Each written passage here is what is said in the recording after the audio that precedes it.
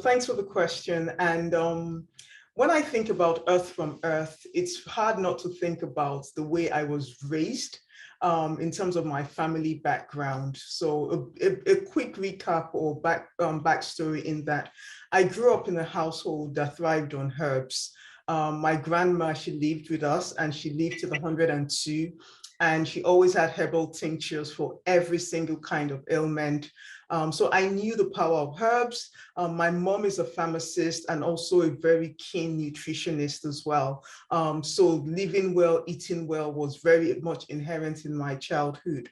When I came to the UK in 97, I had the good fortune of living with a herbalist.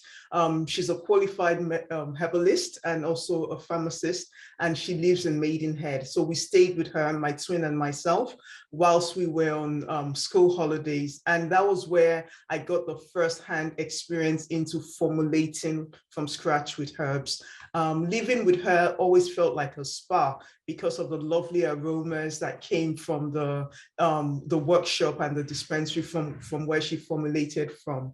So that was the first real insight into formulating with herbs. Roll very, very quickly, many years later, having gotten married and had children, I always had this, nostalgic feeling of wanting to do something and create something that had to do with herbs. I have a day job in financial services, so I knew that whatever I was going to do would have to be something I could do alongside with my day job. So very quickly, I knew that I knew the power of herbs. I knew the healing properties of it. I knew nature has the cure for everything because I have experienced it, but I needed to understand the market. So I did a course with Formula Botanica and got a diploma in organic skincare formulation. And of course, I went back to my aunt, the herbalist in Maidenhead, and she taught me about the herbs and what they're good for in terms of the skin, the hair, the right compositions, etc. So very soon I realized that I had something. I knew the knowledge was there, but I needed to understand the markets as well. So I did a lot of research. I spoke to my friends and family and colleagues at work that during your everyday, what do you feel like when you look after yourself? What products do you use? Do you have any preference for any ingredients? And a lot of them were, well, I just go to the bathroom, put whatever I see on my face and I go. I'm like, do you enjoy that experience? We're like, am I meant to enjoy it? I'm always very busy. So the insight was really interesting. So I knew that there was a space in this market to create something that harnessed the healing properties of herbs and brought it into everyday skincare and self-care products in a way that smells really nice. Hence the name of the brand. It's called Earth, and it's an acronym for Essences, Aromas, Relaxation, Therapy, and Healing. And that's the mission of the brand, to really bring nature's essences and the beautiful aromas we've been blessed with and formulate skincare and self-care products that evoke that feeling of relaxation, therapy, and healing. I think I'm naturally blessed to be an early riser. So my day from when I was 15, then it used to start at 5:30. Now it starts at 4:30. And that affords me golden time. So if the first couple of hours when I wake up, I do my skincare business. And once I switch off Earth and log into work, it's again, I'm in that zone. So how does my day job come into it? I guess to the extent of I trained as an accountant, so I know figures, I know numbers, and I know what it takes to run a business as a going concern. So every year you need to review your business. Can I continue like this in the next 12 months? So that going concept is very much paramount. So there is also always the checks and balances I bring into Earth, from my financial background. I'm really fortunate because they don't conflict at all with each other. And The act of actually formulating is one of the best therapeutic moments anyone could ever wish for, because you are really, putting your heart and soul and mind into it. And it's that moment of calm and peace whilst formulating that once you're done, I actually feel really good and, energized to take on, what other activities I have during the day. Also, to the extent that you need to be very precise in formulation. I formulate, for example, this particular infusion has 8 different herbs in it, and they need to be measured. Each herb has a certain level of composition in it. And when they then end up in the final product, again, you have the composition. So your maths has to be very, very good, because you want consistency, you want something that is repeatable. And that's what you would learn in any skincare course, I would hope. But being a finance person by nature made me appreciate the need for exact formulations and consistent formulation. And being an accountant makes me very keen to look at my numbers and make sure that there's the business model makes sense. Yes. What gave me the push to start Earth was when I turned 40. 40 is such a beautiful age. So there you go. Now you know what my age is. When I turned 40, I knew that, it's a now or never situation. So this dream that has been in your mind for years needs to come alive. And so I said, I'm going to start. So I did not start with a huge range, but as a aspiring founder, you need to think about your minimum viable product that you need to start with, and start with that. Never mind the thousands of products you have in your mind. Just start with something small enough to start. Also, let the market lead you. Let your consumers, your customers lead you. So for example, when I launched with a skin balm. It's such a beautiful multi-purpose balm for dry skin, and mature skin. You can use it as a cleanser as well. And it's a deep labor of love to formulate this particular balm. I love it. I love the fact that it takes hours, there's just something about, and I launched that. It was well received. But a few months after I launched, people were asking, do you do body oils, body oils, body oils? I'm like, body oils, really? This balm that it's so precious. Well, anyway, 8 months after I launched, the body oil came out. So I allowed myself, the flexibility to listen to what the market is telling me. And the body oil is my bestseller now. Allow yourself to make mistakes and know that you would learn from that. But definitely, I would also say you need to know your regulations, the skincare regulations.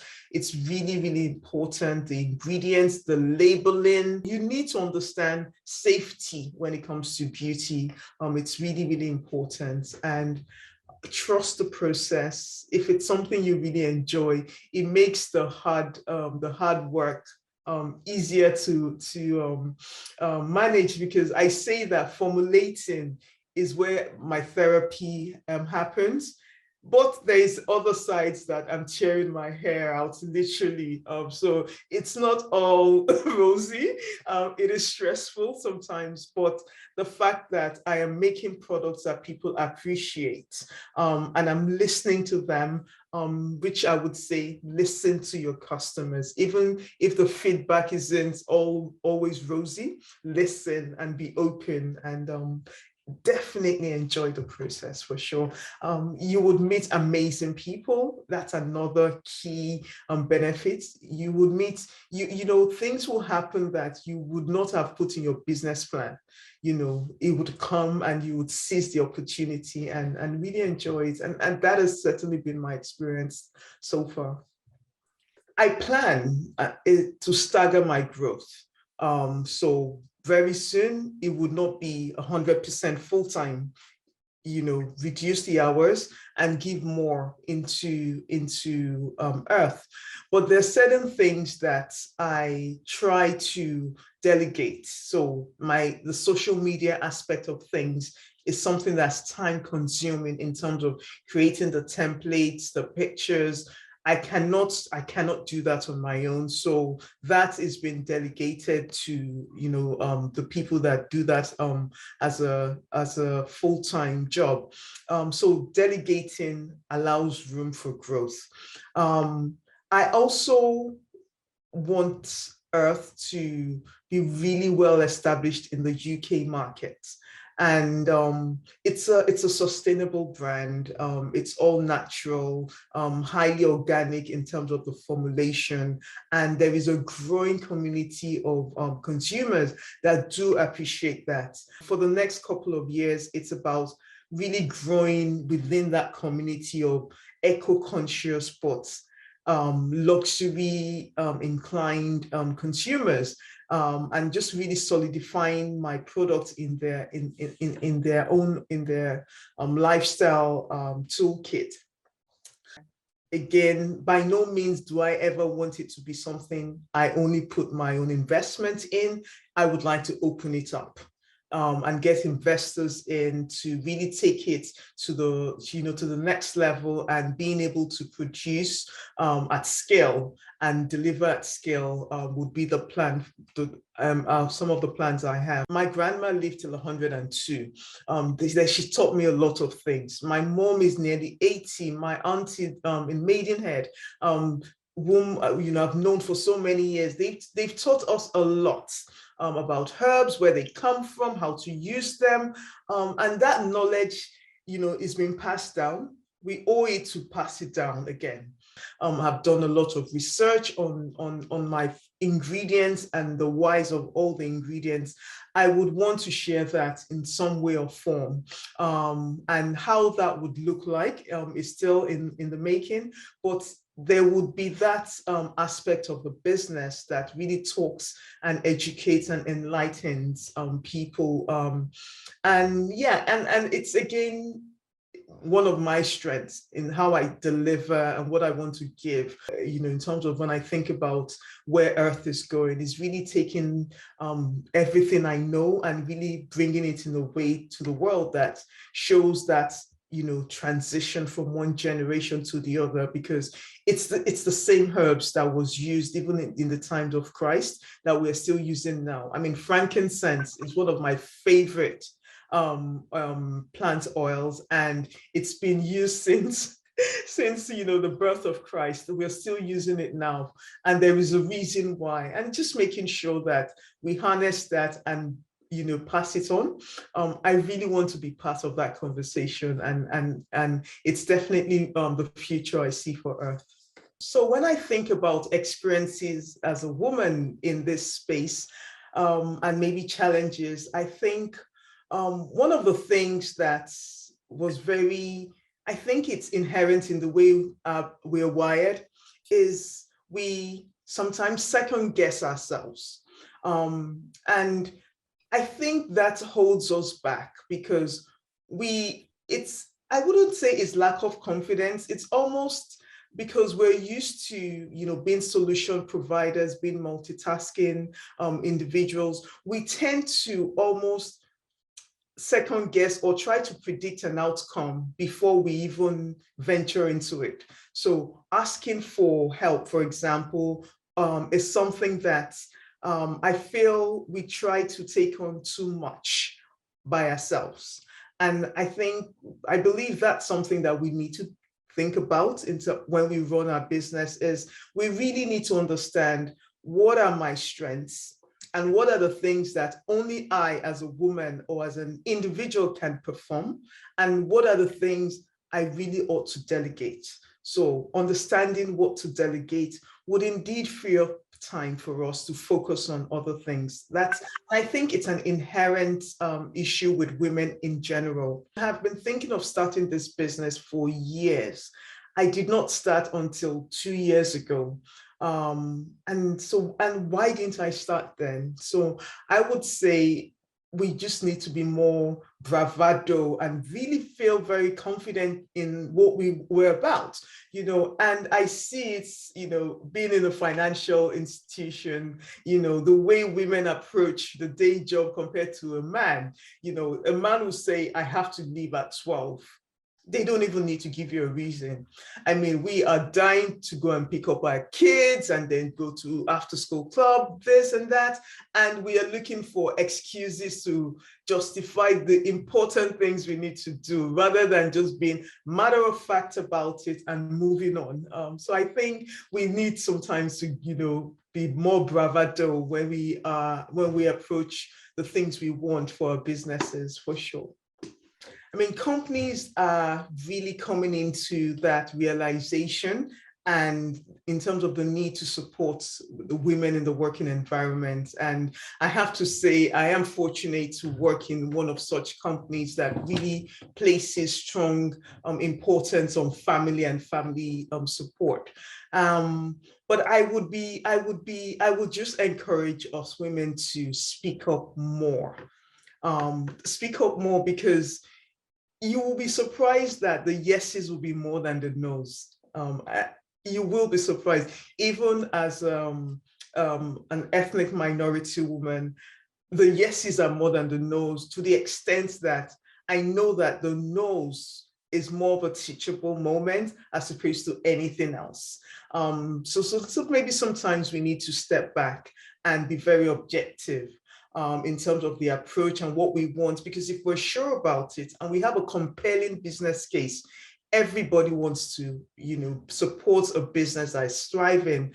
But just taking the sentiments and the wooliness out of it and being very matter of fact and objective, I believe would also put us in good stead, because, and I think that would also give us, it would propel us even more, because imagine coming in as a woman that you've done your numbers, you understand everything there is to know about that topic or the business you're trying to pitch for. And there is the Joe Blog standard man. That's, you are already at an advantage. So we can actually use our difference to our strengths, and we need to understand how to play into those kind of strengths. If you think about nature, nature has given us so much, and every day, every single day, we take from nature. How do you give back? And that theme is very important in my brand.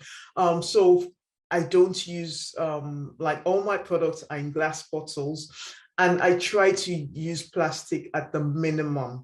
And one of the biggest concerns that I have that hasn't made me full to do without plastic is the fact that the pumps need to be plastic. Yeah. But we have tried to get around it. So, for example, this product comes with a pump, but then you have a refill option, and then you can then use your pump over and over again. So let us delay that journey of the plastic into the landfill site. Let us, a pump can last you a whole year. My customers love that, that you make it easy for me to love the environment or do my bit. And I believe we as business owners need to make it easy.